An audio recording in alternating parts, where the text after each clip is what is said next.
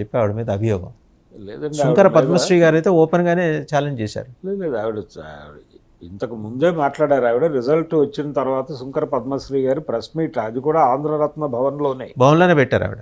అక్కడే press meet పెట్టి ఆవిడ సీరియస్గా షర్మిల గారి మీద ఎలిగేషన్ పెట్టి ఆవిడ ఏమంటారు, ఆవిడ ప్రధాన ఆరోపణ ఏంటి, గత ఎన్నికల కంటే కూడా ఓట్ పర్సంటేజ్ పడిపోయింది. రెండోది, మీరు కూటమి గెలుపుకి దోహదపడ్డారు మీ ప్రచారం ద్వారా. అలాగే ఈ మధ్య పేర్ని నాని గారు కూడా అన్నాడు ఈ మాట, కుటుంబ సమస్యని 4 గోడల మధ్య పరిష్కరించుకోకుండా దాన్ని వీధిలోకి పట్టుకొచ్చి దాన్ని పార్టీ మీద ప్రభావం చూపించేదిగా మార్చి మిగిలిన వాళ్ళందరినీ ఇబ్బందులకు గురి చేశారు జగన్మోహన్ రెడ్డి గారు అని ఒక మాట ఆయన అనటం జరిగింది. దాన్ని దృష్టిలో పెట్టుకుంటే షర్మిలతో వివాదం అనేది అది వాళ్ళ కుటుంబ వ్యవహారమే, పొలిటికల్ గొడవ కాదు, అది ఆస్తుల పంపకానికి సంబంధించిన వ్యవహారం అని వాళ్ళ మేనత్త విమలారెడ్డి గారు కూడా అందావిడ. అది వితిన్ అంటే వాళ్ళు రూమ్లో కూర్చొని మాట్లాడుకోవాల్సినటువంటి వ్యవహారం. అక్కడ సానుకూలంగా వీళ్ళు స్పందించకపోవడం వలన ఆవిడ బయటకు వచ్చి మాట్లాడటం మొదలుపెట్టారు. అలాగే వివేక హత్యకు సంబంధించి కూడా కుటుంబాన్ని కూడగట్టి ముందుకు తనతో నడిపించుకోవడంలో జగన్మోహన్ రెడ్డి గారు ఫెయిల్ అవ్వటం వలన ఆ ఫ్యామిలీ బయటకు వచ్చి ఈయన్ని టార్గెట్ చేస్తూ రోడ్డు మీదకి రావటం సునీతారెడ్డి గారు, దీని ప్రభావం పార్టీ ఓటమికి ఏదో మేరకు తోడ్పడింది. దీని మీద వైఎస్ఆర్సీపీలో చాలామంది అంతర్మథనానికి గురవుతున్నారు. ఇదంతా చూస్తే షర్మిల గారి పరిస్థితి, ఆవిడ చాలా దూకుడుగా వెడుతున్నారు. జగన్మోహన్ రెడ్డి ఓటమి ఒక రకంగా ఆవిడకి ఒక ఊపిరిని ఇచ్చింది. దీన్ని విస్తరించుకుంటూ వెళ్ళాలి అనేటువంటి ప్రోగ్రాంలో ఉన్నారు. రెండోది, ఆవిడ జగన్మోహన్ రెడ్డి మీద చేసిన ప్రధాన విమర్శ ఏమిటండి, మణిపూర్ అల్లర్ల గురించి నువ్వేం మాట్లాడావు అని. నువ్వు ఒక క్రైస్తవుడు అయి ఉండి క్రైస్తవుల మీద దాడి జరిగితే నువ్వు మాట్లాడినప్పుడు ఎలా క్రైస్తవుడు అవుతావు అని కూడా మాట్లాడింది. Her agenda is very clear. అలా ఏముండదులేండి, అంటే నెమ్మదిగా పైనుంచి కూడా మాట్లాడే ప్రయత్నం జరుగుతుంది. శుంకర పద్మశ్రీ గారు అయితే ఆవిడకి సీట్ల పంపిణీకి సంబంధించిన చిరాకు ఉంది. అంటే విజయవాడ పార్లమెంట్ సీటుకి తానని అభ్యర్థిగా అనుకుంది ఆవిడ మాత్రమే కాదు, సిస్లా నరసింహమూర్తి లాంటి వెటరన్ లీడర్ కూడా అక్కడి నుంచి కాంగ్రెస్ ఎంపీగా కంటెస్ట్ చేయాలని ప్రయత్నం చేశాడు. వంగవీటి రంగా అడ్వైజర్గా ఉండేవాడు. ఆయన కూడా 70 ఏళ్ల వయసులో 75 ఏళ్ల వయసులో ఆయన కూడా విజయవాడ ఎంపీగా కంటెస్ట్ చేయడానికి ప్రయత్నం చేశాడు. ఆయన్ని కూడా ఆపారు, లేదు ఆగండి అని.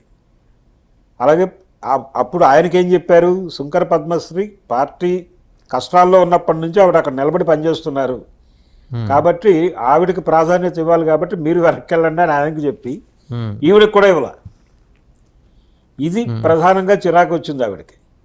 అలాగే చాలా ఏరియాల్లో నూజివీడు ఇలాంటి ప్రాంతాల్లో కూడా పార్టీకి కొంత క్యాడర్ ఉన్నటువంటి ఏరియాల్లో సరైనటువంటి అభ్యర్థులను ఎంపిక చేసుకోలేదు. ఎవరు వెళ్ళినా కానీ ఆవిడ ఎందుకులేమ్మా ఈ ధోరణిలో మాట్లాడేవారు షర్మిల గారు. ఆవిడని కలవటానికి రకరకాల ప్రయత్నాలు చేయాల్సి వచ్చేది. ఎవరైనా అభ్యర్థి నేను పోటీ చేయాలనుకుంటున్నాను అని వెళ్ళి చెప్పుకోవటానికి కూడా ఇబ్బంది పడ్డారు. అది ఓపెన్గానే మాట్లాడారు. తర్వాత షర్మిల గారి మీద ఉన్నటువంటి ఆరోపణ, జగన్మోహన్ రెడ్డి గారి మీద ఉన్న ఆరోపణ ఒకటే దాదాపు, వీళ్ళు యాక్సెస్ ఇవ్వరు ఎవరికి అని. ఆవిడ పరిస్థితి కూడా అదే, జగన్మోహన్ రెడ్డి గారు ఎలా యాక్సెస్ ఇవ్వరు, షర్మిల గారు కూడా యాక్సెస్ ఇవ్వరు ఎవరికి. ఇది ప్రధాన సమస్య. దీని మీద కాంగ్రెస్లో అంటే ఏపీ కాంగ్రెస్లో తీవ్రంగా చర్చలు జరుగుతున్నాయి. చాలామంది వ్యతిరేకంగా ఉన్నారు. సో ఆవిడ పిసిసి అధ్యక్ష పదవి ఉంటుందా లేదు, ఇంకెవరినైనా కొత్త ఫిగర్ని తీసుకొస్తారా, ఇంకొక కొత్త మనిషి ఆంధ్రప్రదేశ్ కాంగ్రెస్ అధికారం అంటే పిసిసి పగ్గాలు చేపడతారా అనేది చూడాలి. Right sir, thank you Bharadwaj గారు, థ్యాంక్ యూ వెరీ మచ్. చూసాం కదా, అంటే మొత్తంగా చూస్తే 4-5 అంశాలు.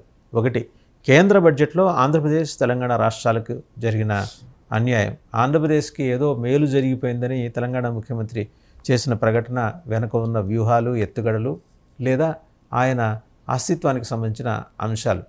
దాంతోపాటు ఇటు జగన్మోహన్ రెడ్డికి పెను సవాల్గా మారిన ఆయన సోదరి షర్మిల, రేపు పొద్దున ఆమెని Congress party headquarters PCC అధ్యక్షురాలుగా కొనసాగిస్తుందా లేదా అనే అంశాలు. మరోపక్క రేవంత్ రెడ్డి గారు వైఎస్ రాజశేఖర రెడ్డి గారి ఫార్ములాని ఫాలో అవుతున్నారా, ఆయనలాగా టీంని బిల్డప్ చేసుకుంటూ టీం సమ్మతితోనే తానంతా చేస్తున్నట్టు ఏమైనా పిక్చర్ ఇచ్చే ప్రయత్నం, ఒక ఎలివేషన్ కైండ్ ఆఫ్ థింగ్ ఏమైనా చేసుకుంటున్నారా? ఎందుకంటే కాంగ్రెస్ పార్టీలో ముఖ్యమంత్రి పదవి అనేది దినదినగండం మనకి 4-5 దశాబ్దాలుగా చూస్తూ వస్తున్న విషయం, ప్రత్యేకంగా ఉమ్మడి రాష్ట్రంలో కానీ విడిపోయిన తర్వాత కానీ చూస్తూ వస్తున్న విషయం.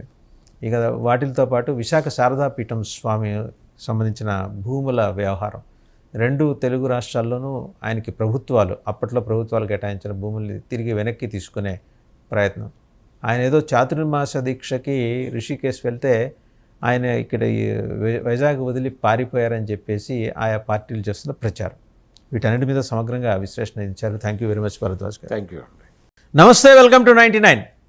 బరాబర్ చాలా అంశాలు తేల్చుకోవాలి ఆంధ్రప్రదేశ్ కేంద్ర ప్రభుత్వంతో, అలాగే తెలంగాణ కేంద్ర ప్రభుత్వంతో. ఇది ఆ రాష్ట్రాల్లో ఉన్న విపక్షాలు వినిపిస్తున్న మాట.